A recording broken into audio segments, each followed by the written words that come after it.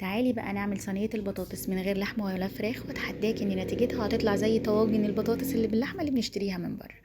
هنا انا كنت بقطع البصل بتاعي ومعاه الفلفل، وهتبلهم بالبهارات اللي هتظهر قدامك، وهركنهم شوية. لازم اهم حاجة المرحلة دي هتودي معاكي الطعم في حتة تانية خالص. التركاية بتاعتي الدهن، طبعا ده دهن بيبقى جاي مع اللحمة، تبقى حتة ولا حاجة انا بشيلها.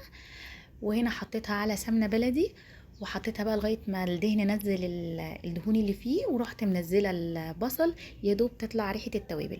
وحطيت البطاطس بتاعتي، وفضيت حوالي 3/4 برطمان صلصة، وحوالي 5 6 طماطميات فريش. واللي ضفتها في الاخر دول حبة شوربة كانوا عندي، دول مش مهمين يعني، انا حطيتهم يعني ايه عشان الصلصة ما تبقاش تقيلة قوي. وحطيتهم لغاية ما البطاطس استوت وشربت السوائل بتاعتها، وحطيتها بس على الشواية تاخد لون. بصوا بقى كانت طالعة دايبة ازاي، ولا ريحتها كانت حكاية.